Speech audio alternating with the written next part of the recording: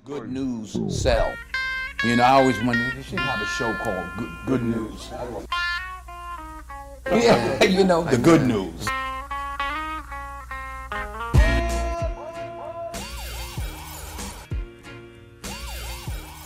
Hey guys, Happy New Year. It is January the 2nd and we're off to a pretty good start. I hope you guys are all doing pretty well. Yeah, pretty good start to the new year. Happy New Year's, everyone. Hope you had a safe and joyous Christmas and New Year's. You know, your holidays. Healthy holidays. Whatever you celebrate. Nice. Yeah. Why? I mean, that's one thing I encountered. Why should we restrict it to just the Christmas? You know, the goodwill towards others. Yeah, I usually don't like make too many points around Christmas and stuff. I made one point during this holiday to one of my friends that I noticed sometimes come across kind of douchey when you like make stupid random points out of nowhere. But I was like, there's a song that came on and it was like, "Our Lord was born on this day," and I was like, actually no, Jesus wasn't born on Christmas. That was a pagan ritual. Yeah. The winter solstice. Yeah. And I was like, they wanted to take it away from them, so they put another, like, you know, thing, Christmas, during that time period. Yeah. Coca-Cola actually made Santa Claus, like, the modern day depiction of Santa Claus. Yeah, totally distorted and twisted him out of proportion. So I was like, yeah, it's like Jesus Christ, or, like, you know, the... Yeah, see, I'm even worse, though, man, because I like... Was that person existing? To those people, I'm like, his name is not even Jesus. Yeah, and then some people say around May, right? So it's like, there's a lot of... There's some speculation, right? But, totally. Or there's some speculation as to whether he was even real or not, being a long time ago, 2,000 years ago. However, we are still going to celebrate every once in a while because it's kind of cool to just like... Yeah, and that's how I feel. You know, at the very least, it's the time of year where people have time off of work and they get time to sit and take stock of their lives, enjoy their loved ones, and just, you know, generally kind of enjoy themselves, which I think is really important. And you see that reflected out in the world. You know, that every time there's a massive emotional response, it definitely, you see it reflect out there. I'm sure crime dropped for a little while there. Yeah. There's just so many effects that we see, and I think that's one of the reasons why I do enjoy the holidays, because I don't like to come off. Commercialism does take it. Like, I personally didn't really celebrate Christmas, and people do ask, like, you know, does your culture, do your family? I was the one kid in the family that would set up like a sad little Christmas tree. I did it a couple of years, not every year by any means, but like I grew up in kind of a Caucasian area, you know, so I tried to be as you know, when in Rome as possible. Yeah. But yeah, as far as my family goes, we don't really celebrate Christmas. It is just, again, an excuse to, you know, we end up going to temple or to Gurdwara and stuff and just like spend some time there or spend time with family. That's the thing. Yeah. Because people get time off. And exactly. That is the cool thing about it, which I will not talk shit about, is that a lot of people that don't have that time off do actually get the days off, so they get to go home and spend time with family. Sometimes, you know, get inebriated in a lot of cases, and then have, you know, well, that whole week, like New Year's Eve, and then you got all these hangover cures that people are suggesting. Yeah, we talked about it on the last podcast, but I think, go ahead. I was just talking about like hangover cures, right? But recently, I just got back into eating these. I used to eat these as kids. It's Hajmola, and it's a type of Ayurvedic medicine that a lot of Punjabi households will often have just like sitting around. Mm-hmm. And it's just like a bunch of different spices and like salts and stuff that act to like aid digestion and help with like stomach problems. Yeah, if anybody's ever tried something like Vegemite, you know, Australians eat it, then you probably have an idea as to what it tastes like, but definitely I can see it growing on you for sure, the taste, but it's probably not what a lot of people are used to. I mean, a lot of people spit it out. Graham didn't. He actually ate it all the way, or he sucked on it all the way through. That's whatever. But like, it was cool because I recently just started taking them again, and I realized that I can kind of take one or two with my diet every day, and it actually does kind of help, like, you know, regulate stuff and just keep your stomach from getting like upset. So it may be placebo, but I kind of have grown to like the taste. Yeah. So if you ask Punjabi people about it, they will actually like it. They'll talk about how much they like it. Yeah. So but going back to the whole idea of the holidays, I just like to, for one, I think it'd be cool if we talked a little more about Santa, But I thought it'd be a good idea to kind of get more on a personal note, because that's one thing that a lot of the podcasts I look up to, they actually do that a lot more. Is they, Sorry, which podcast was this? Well, Joe Rogan, for instance. And and then I had told you about those podcasts, right? Yeah, I also listen to a lot of I listen to thanks a lot. Project Camelot does this a little bit, and Project Camelot's really good for if you like government whistleblowers or contactees, anybody who's engaged in like black projects or scientists or these are independent people that have had experiences that you couldn't necessarily quantify or put into the same packaging that we get in the mainstream. Yeah. So that's good. And then there's a really cool meditation podcast, all of which are really they're really good and intimate. You know what I mean? Like they get on a personal level. So I thought it'd be a good idea for us. Young Turks too. We were just watching too, right? And yeah, like, really awesome. And they just honestly just push out good material on a constant basis, and they're on YouTube, the most watched YouTube channel now, I believe. Really? Or the most watched YouTube news channel for sure. Yeah. But I think Philip DeFranco or one of those guys, or no, what's his name? South Park did an episode about him. Dude that has the machinima stuff. Oh, like, PewDiePie? Yes, PewDiePie. Right? Yeah. You didn't watch the South Park episode about him? No, I haven't seen He was in it. South Park. Like, hang on, they actually got his voice into it? Yeah. Really? Yeah. Wow. So, that's pretty crazy. Yeah, so that was kind of cool. Trey Parker and Matt Stone worked with, because now like they're actually doing They seem like they would gel. They keep it irrelevant, and like why not, right? Yeah. Like, and that seems like it would work too, and it worked. So, always cool to see South Park, keeping modern and keeping hip, right? Yeah, Hip-hop, I guess. hippity-hop. But yeah, going back to the whole like sharing stuff. I mean, my family was. I don't think there was ever a time where my parents tried to tell me that Santa Claus was real. You know, my parents were usually pretty, like, I believe real about it. Really? I don't think we ever did. It was like I had to tell myself. I don't think it was verbally. Yeah, because nobody told me about Santa in my family, but I was like, hey, there's a dude Santa. And he's real. And I was like, I had to tell myself. It was very self-manifested again because nobody really celebrated it. Yeah. But your parents never really. No. I mean, the game? like, I don't think they. Like, it was really like, oh, Santa's bringing it, and tongue in cheek, kind of like, yeah, whatever. No, like that's the one thing. Bringing little joke vibe. They always had like a bit of a smirk. Is what you're saying? Yeah, definitely. It was kind of at a young age though. No. I don't think so. Like the idea was not really. I mean, I was a weird kid though. I had growing up. I've always had like infallible dream recall, just about So like, there were so many things I remember being communicated to me as a kid through dreams that, to me, just.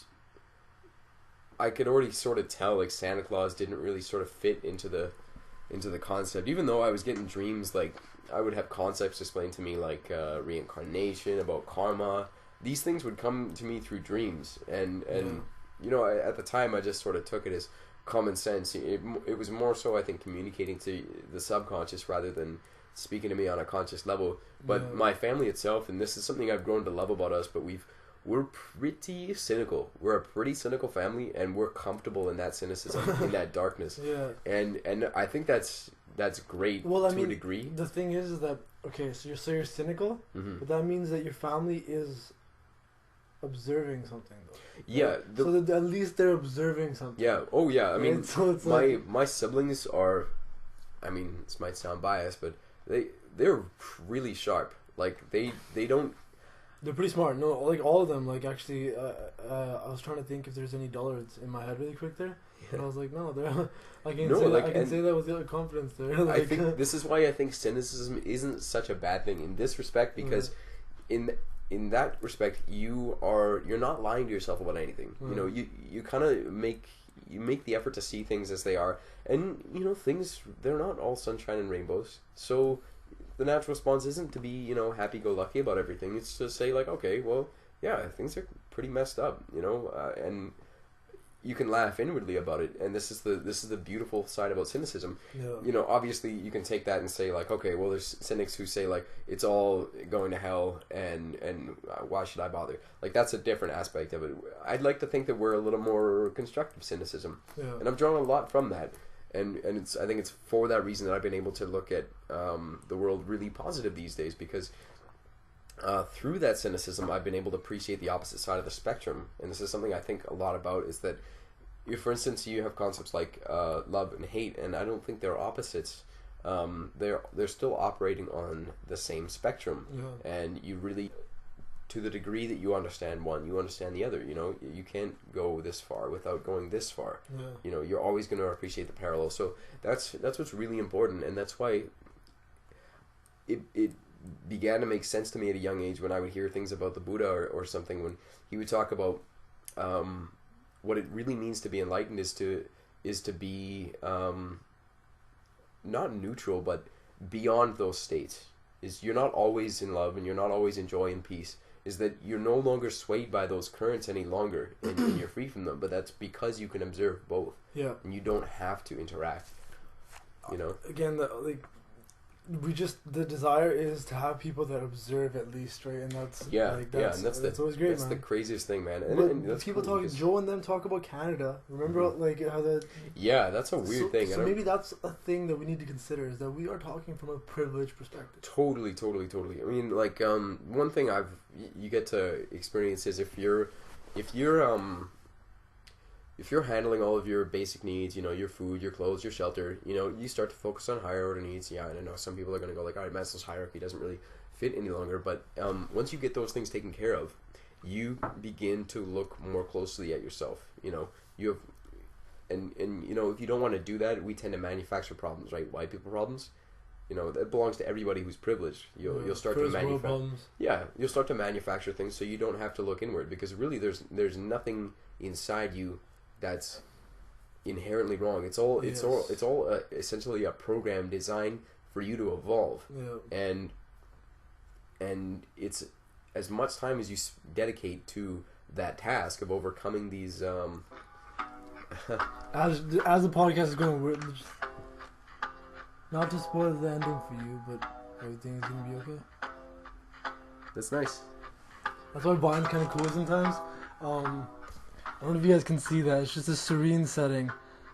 And the Vine is basically, not to spoil the ending for you, but everything is going to be okay, right? And it's like, we get absorbed in our own problems and stuff. Yeah, but I mean, this is something I noticed recently, because I had two pretty big problems I was dealing with. One was a family issue. Some stuff was said, and it was very clearly bringing up old hurts.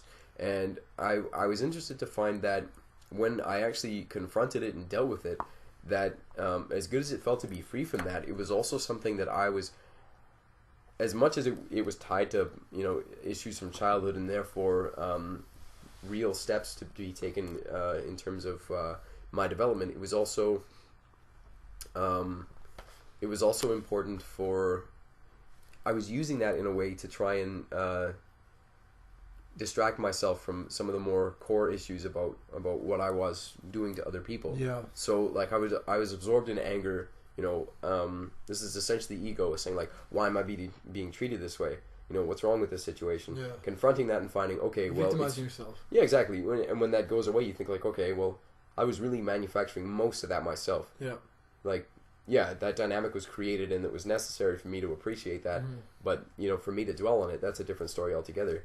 And I found that, you know, just looking at, I used to smoke marijuana for sure, and that was I think helpful for me for a time, because it allowed me to be more introspective about some issues, just put me on a different level. But after a while, I found it was becoming a crutch, and this is one of the reasons why I stopped smoking it. I've nothing against anybody who does use it. Did you watch the Graham Hancock podcast? No, I haven't yet. The most recent one is, did I tell you about the highlight? Yeah, you did. Okay, well, he hadn't smoked it for a long time, a couple of years, and he had actually extracted it from his life because it had become a chronic, daily ritual for him that was a little bit overwhelming for him. So then on Joe's podcast, just sporadically in the moment, Joe was like, "You want to spark one up?" And he's like, "Joe, you are kind of like that little guy on my shoulder right now." But he's like, "You know what? Yeah, for sure." See, why not? I think that's okay though, because that's showing. That can be a way to show yourself, like, all right, this doesn't own me. Like, I can use it, and that's cool. I think that was one of the things that he was trying to show. Yeah. Is that, it's not a big deal. Yeah. Right? And, he did it live, and, he wasn't making a statement, really. Because, he took, a puff or two, and he was innocuous, right? Wow, that is so familiar. That's what he said. He's like... See? And that's cool. I mean, for me, though, in the same way, it was, a crutch. It was a ritual for me.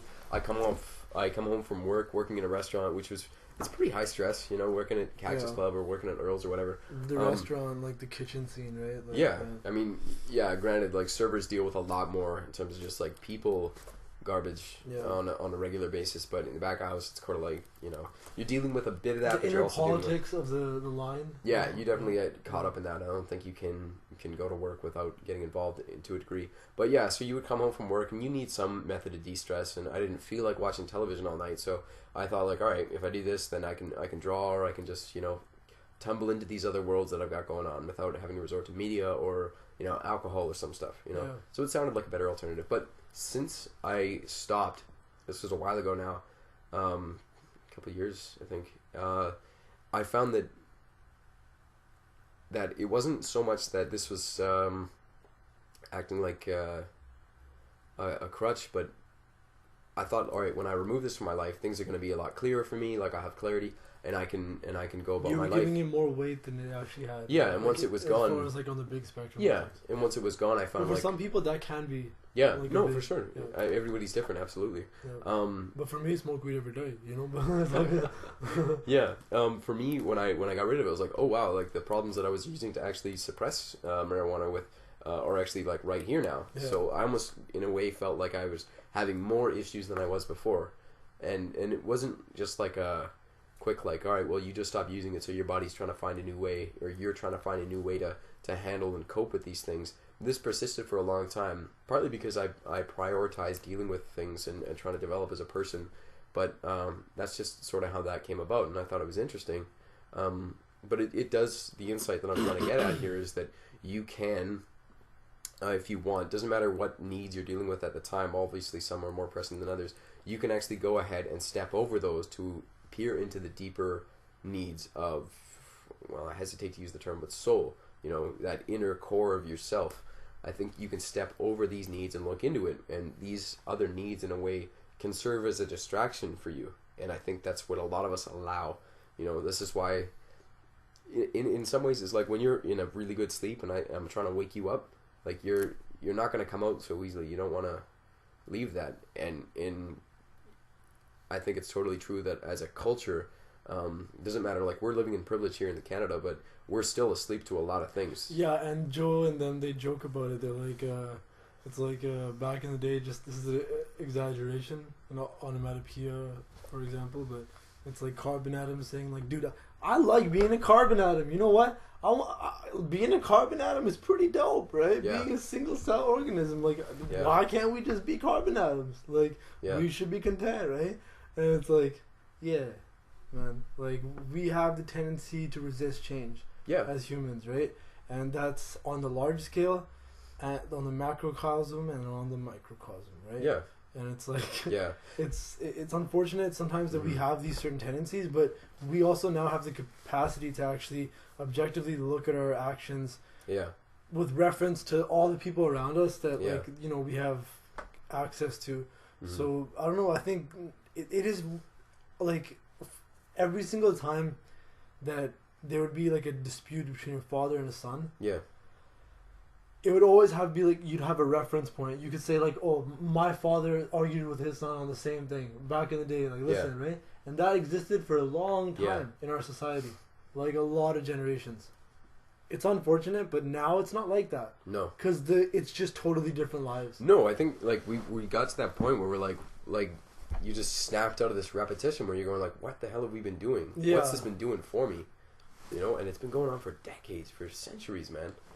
And yeah, this is one of the reasons why I feel so grateful to live where we live, because, you know, while we're sleeping, we're still kind of able to recognize that this repetition's been going on for ages now. This bullshit about like, because I said so, that doesn't fly anymore, man.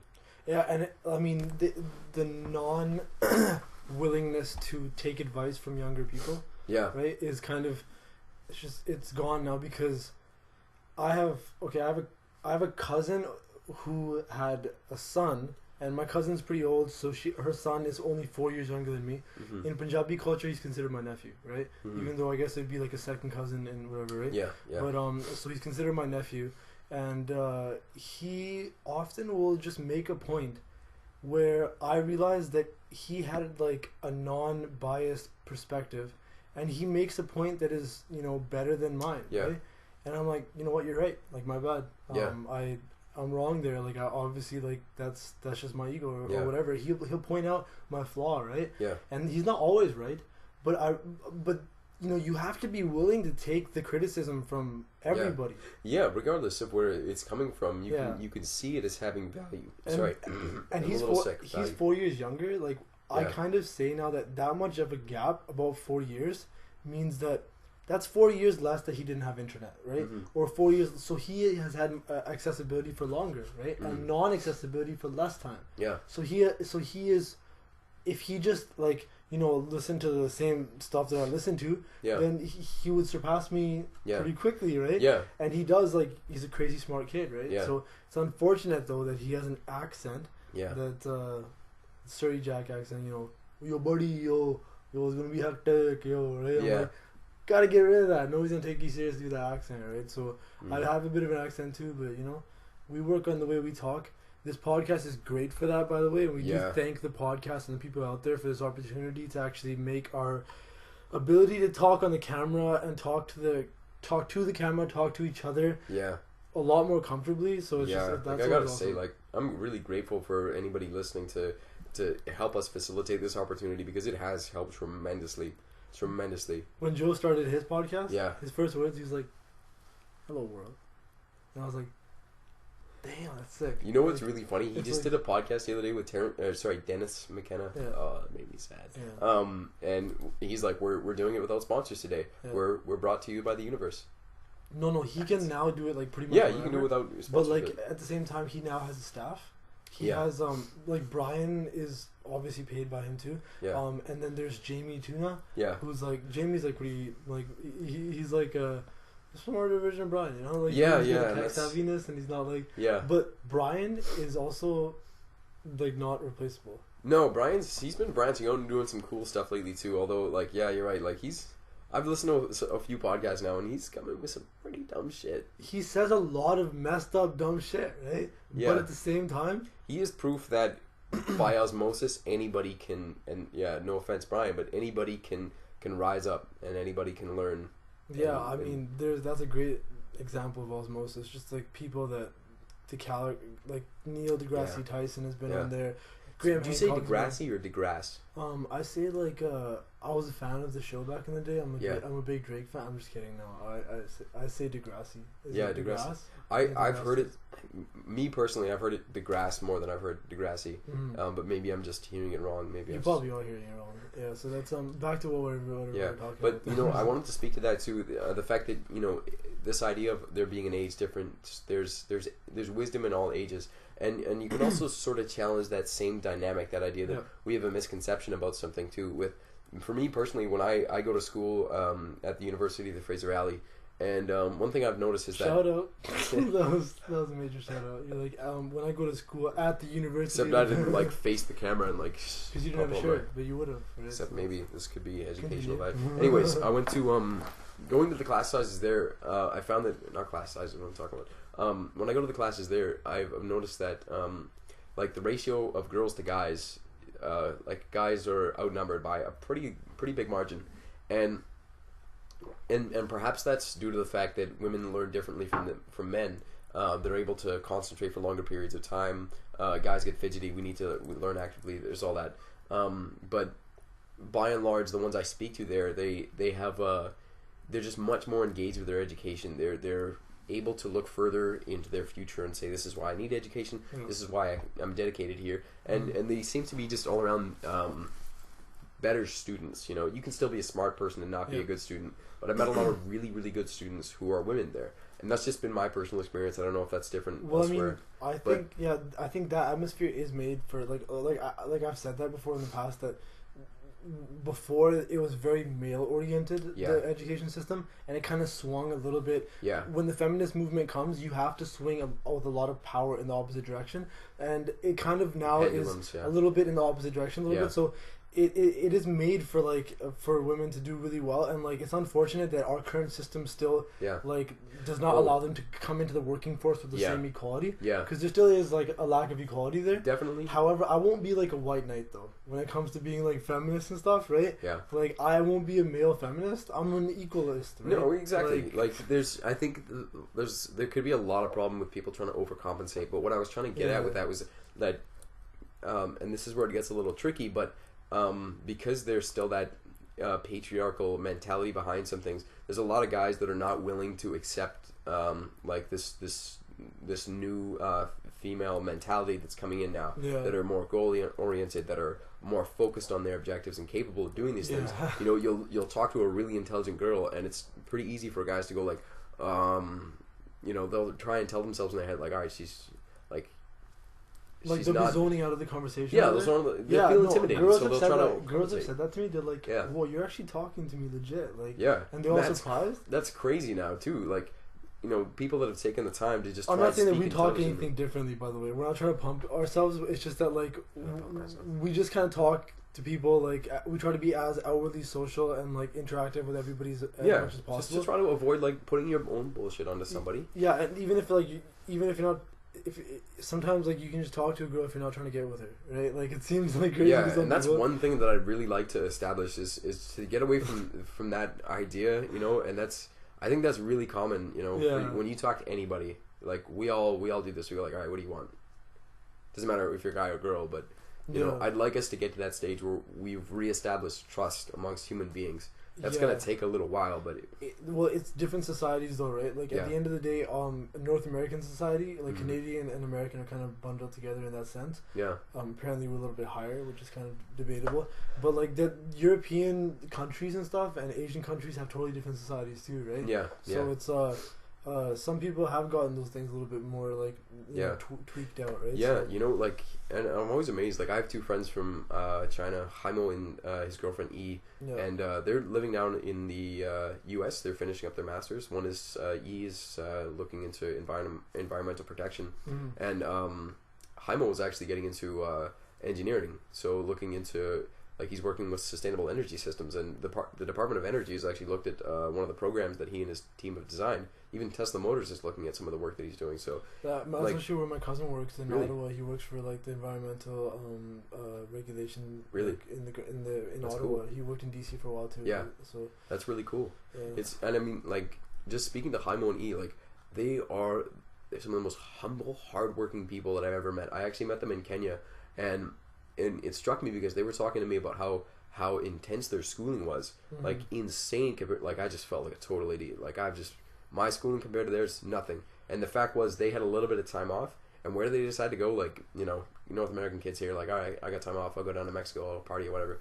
They took 2 weeks, like they have barely any time to just relax. 2 weeks to go to Kenya to help out, to help build an orphanage. Man, that's where I met them. Yeah. And Haimo was always up before me. He was always ready to go at it and tackle it. And it was just so much fun. It was so enjoyable just to, you know, we'd look at design plans and we go like, how are we going to do this? And just the nitty gritty, the stuff about like, all right, how are we going to move the stones here? How are we going to approach this? How are we going to mix that into the kid's schedule? And so we can take time to read and stuff like that.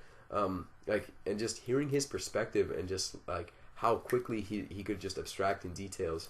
And like I was just stunned. Like man, like he and E are both superhumans as far as I'm concerned. Just the best people. Yeah. I mean we talk about all the time that there's so many positives to actually getting out there and traveling, and just the amount of experiences. It opens you up to different perspectives that are not, you know, biased by the same biases. Everybody has bias. We have bias, man, for sure, right? Like we have a lot of bias, right? And we have to acknowledge that, and it comes out in our media that we put out too. Yeah. However, like, you know, it's really cool to get out there and get different perspectives. Yeah. And it kind of does give you perspectives, and that's what it gives you. So and I always tell people, I'm like, if you get a chance to travel. Like some people go on like Europe trips, or they'll travel around like South Asia and stuff, and they'll do like a bunch of countries. I'll be like, if you're traveling, like you can just like sit there and watch a movie or whatever. Like just engage the person beside you in a conversation. Totally, like you're never gonna meet that person again. You know, like We've definitely talked likely. about this on the podcast before too, Yeah. right? Like we echo our thoughts for sure, either, right? So Well, I mean, but, I've been thinking about that too, and I think it's important to repeat some of the things we say yeah, for because sure. I mean, not everybody's going to hear the same podcast. And because we're reminding ourselves constantly too, right? Because Yeah. I'm a stoner, and he's friends with a stoner. So like, mind of a stoner. Yeah, MGK was recently in town. Machine Gun Kelly, didn't get a chance to see him. Dang. Absol, that's not my hat right now. Absol was in town. Got a chance to see a lot of artists here. My cousin was saying that in Ottawa, he when he was working there, Mm-hmm. every artist comes through there. Really? Because Ottawa has a certain amount of tax, a very Mhm. small percentage Yeah. that goes into Ottawa's like rejuvenation tax or something, right? And it just goes towards like these huge festivals and Yeah. stuff. Really? And he was talking about like Snoop's like progression from Snoop Dogg to Snoop Lion to Snoop Dogg, Yeah. and then he was like just whatever Snoop is Marley, whatever interesting. he is, But he's yeah. like everybody, Kiss and like Yeah. Paul McCartney and the Wings and all these Really? massive bands have come Wow. through there. So That's interesting. You know, I was just thinking about it now. The idea of because of, like traveling places around the world. I was just thinking about what an incredible tool tourism is, and how much money that brings into every country, and that you can through publicity and negative publicity starve a country of tourism. And I think obviously a big example of that is like the Middle East. Like it gets slammed everywhere, and this is what the Young Turks were just talking about. They were covering a story on there was a Christian. What was his name? Do you remember his name? I don't remember his name, Yeah. but This guy was like Christian fundamentalist, and this story was never played on the mainstream. He had plans to go to Jerusalem to blow up a mosque, one of the oldest mosques in the world, and like didn't get touched, not at all. yeah, Right. and like, well, I mean, by media, right? I believe he did get like obviously dealt with like I'd have to recheck the story, but the main part of the story is that there was no media coverage on it Yeah. at all, and that when you have the opposite side of the spectrum, if it was a Muslim person attacking the Vatican, which is essentially what they were like paralleling here, Yeah. as far as the importance of the place that he was targeting, trying to like essentially live out the old prophecy of the temple being like made in the area where currently the mosques are existing for Christ to come back, right? Yeah, So a lot of people have the extremism on both sides, right? And we're not saying that like when we bring attention to these things, it's just to show that both sides of the spectrum exist, hmm and that you need to make sure that you recognize that the media actually definitely does saturate one side of the spectrum, right? yeah, And if they're doing that, then you have to see that there's an agenda behind that. Why are they going after one yeah. and not going after the other? Why is it that Muslim women are looked as oppressed when they have hijabs, but a Christian woman that is a nun has the exact same uniform, but is Mhm. considered to be like a holy person or Yeah. somebody that's like away from society in a good way? Yeah. So it's Alternatively, a double. yeah. It's like a double. Whatever. It's Totally, and I mean, just Double speaking a little entendre. bit to that is Yeah. the fact that women, you know, in the West are just made to appear as sexual objects, you know, Yeah. more so. But you know, the funny thing was, I was just listening to a podcast the other day about I forget who it was, but they were actually looking at now that internet, Western internet media have been allowed into parts of the Middle East, Afghanistan, Iraq, Iran, Yeah. for instance. They've been making per capita more porn searches and gay porn searches than anywhere else in the world. Again, per capita. oppression of sexuality causes. Yeah, exactly. Like it's just like energy. It's just like you have an electrical current. If you try and stop it somewhere, the energy has to go somewhere. Exactly. It's not going to wind down. And you look at India, the fact that Yeah. India has a culture that has a lot of knowledge of sexuality, like tantra and all that. Yeah. But even though that is there, because of the cultural change that happened post-colonialism and stuff Yeah. that happened in India, Yeah. It's goddamn Brits. I didn't want to say anything, but basically the British invasion after that. I am not offended, man. No, it's not towards you. It's just that I don't like to target. As a like, white, if no, I may speak for dude, the whites, man. Okay, I'm not. I would not care about Graham's her feelings being hurt. Like I hurt his feelings every day. So. It really does. Very cool. But yeah, it's just that like it was very different in India before, and there was more of an understanding of sexuality Yeah. and not a Puritan kind of influence to it. So Yeah. now though, because there's been this oppression of sexuality and it's considered conservative Yeah. with sexuality, the culture. see You the have schism. tens of thousands of rapes happening every year, and that's like registered rapes.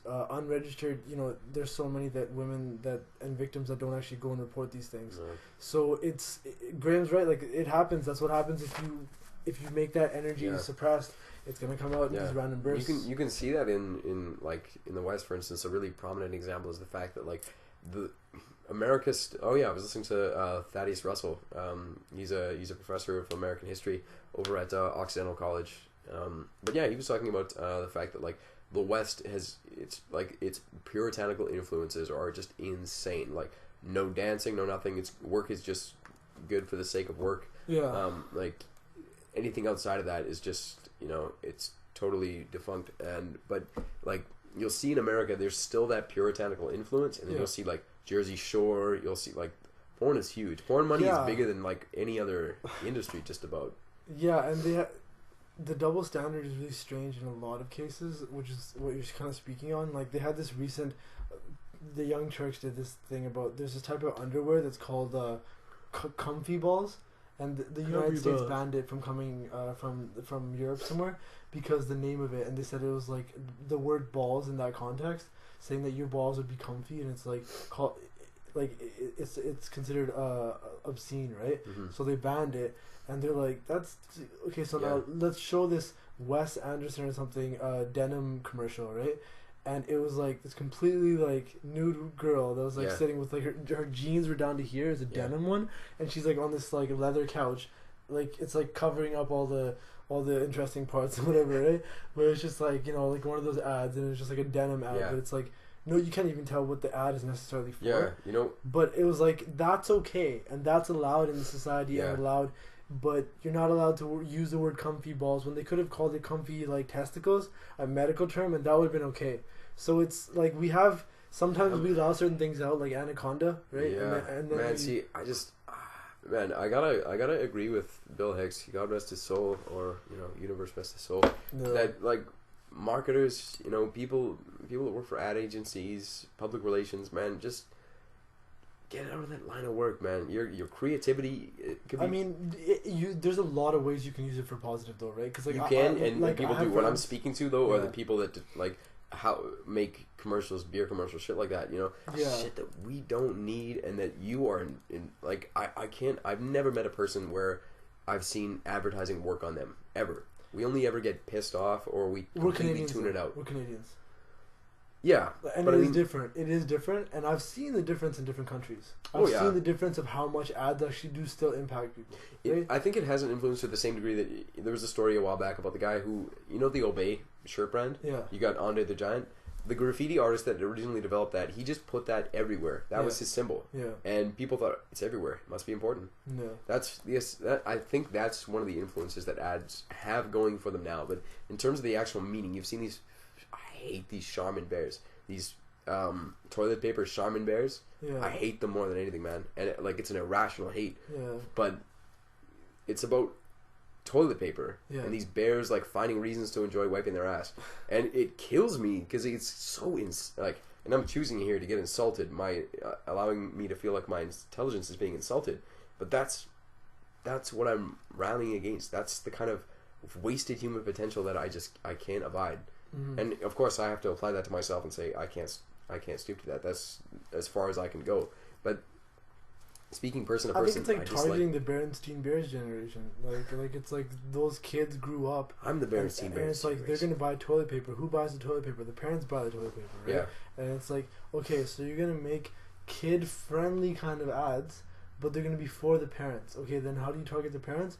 Through the kids. Bears kind of ads, making bears cute and like random. It's a family bear. There's a big so it's like fat father Berenstein Bears. That's my theory. Is that that's what they're doing that based off of. Yeah.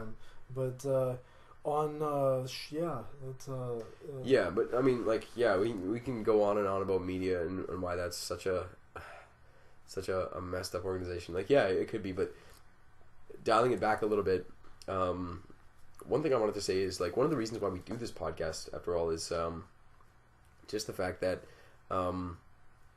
as much as we are grateful for the things that we have, and this is a really good time to reflect on that because we've had time off from work and it's the holidays and whatever, but it's the fact that we can also see what we could be as well. And it's for that fact that I can't shut up. I can't not try and be my best self and try and see that other people at least have that opportunity, because the truth is, man, like, the world can be a paradise, and that's ultimately, like, that's the question I would like to leave. If I could leave any sentence, anything left of myself, it would just be the question, how do you want to live? That's it. Just that bare question. How do you want to live? And eliminate any thinking of, like, this is possible, that's possible, this is not possible. Just imagine how you want to live, and just think that all the means can be dedicated to that, and you can realize it. Just do that, and just sit back and think about how, like, great that feels. Just to envision that. It's not easy, but I mean, that's another thing. But yeah, was there anything you wanted to add? Yo, I mean, before we go out, I think it'd be kind of cool, like, to just always do, like, you know, before we go out, we'll do Graham's notes and Sapper's notes, and then we'll just end it always, and then... Sure, man. You wanna start us off then? Yeah, I mean, just last notes, really quick stuff, is in, a couple of minutes. Just wanted to throw these out. Honorable mentions for cool things and good news that recently came through the news. So for 30 years, the Indian government would not recognize that they committed a genocide against the Sikh faith and the Sikh people, the Sikh faith and the Sikh people, Sikh meaning learner, and the religion out of Punjab. In June of 1984, and in the following months, there was a lot of carnage that was now finally recognized by the Indian government as having been a genocide. So now the questions that arise after that are who committed the genocide, right? And so this is now making a lot more open dialogue, and that's, even though, like, I try to tell people that, look, we have a lot more relevant things that are happening in the society now. There's more things that we need to focus on that are literally on our doorstep, but at the same time, there is people and families that still need justice for what happened, right? So this is a huge step. Also, in the States, so again, that's a huge thing that's been on my mind. I want to mention that, but on an unrelated note here, in the States, there was also been finally, after the longest time of just complete and utter bullshit and propaganda and just legislation that was not representative of the people's opinions, the federal government of the United States has finally overturned their legislation of marijuana as being a class 1 substance and federally banned. So now they can work towards legalization federally and just completely getting rid of this ridiculous prohibition against a beautiful plant that there's a tremendous amount of benefits. Yeah, that I highly recommend always. So it's one of the only things I say this to people, that if somebody didn't drink coffee, I wouldn't say, hey, go drink some coffee, you should start coffee, right? But cannabis is something that if I sat down and I actually had enough of a time to, like, speak on the matter, right, I feel like I have enough info now to somewhat justify my opinion. But I feel like if you don't have cannabis in your life, in some way or another, you don't have to smoke it, you can eat it, but I feel like cannabis can help your endocannabinoid system in some way, right? So that's great. United States, much props to them and all the homies that listen to our podcast from the States. You guys did awesome, and congratulations on that. And also, on another note relating to the United States, the trade embargo with Cuba is gone. So the fans of Romeo and Juliet's and Cohibas can now smoke what El Presidente back in the day used to smoke, and enjoy the luxuries of some people, like, cigars have, like, a gentlemanly vibe to them, right? Totally. All the awesome, like, Hemingway and all these people, Churchill and a lot of people smoked a lot of cigars, and I guess it's not just, like, gentlemanly, man. Like, that stuff it helps jog your brain. Like, nicotine, like Churchill was wasted all the time, man. Without those cigars, he wouldn't have been.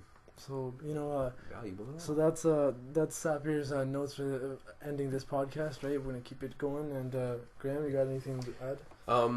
Maybe not something as far-reaching and broad as that, but maybe just speak to a little bit of, if any of you guys have New Year's resolutions, and obviously I'm sure you do. I just like to stress how important or how beneficial meditation has been for me personally. And there are so many different easy methods. For instance, you can find any number of guided meditations on YouTube if you'd like to start doing that. Benefits, like, just one benefits, for instance, is just, like, increased gratitude for for everything that you have and everything that you do. That alone is enough to get me meditating. But yeah, other than that, yeah, just I hope you guys are having a really great start to the new year, and it's been really enjoyable. Yeah, so thank you very much. Keep listening, and sorry, my laptop is making a little bit of overheating sound, so I'm getting a little bit uneasy. We will keep coming back at you with more podcasts. Peace and love, everybody. Yeah, take it easy. See ya.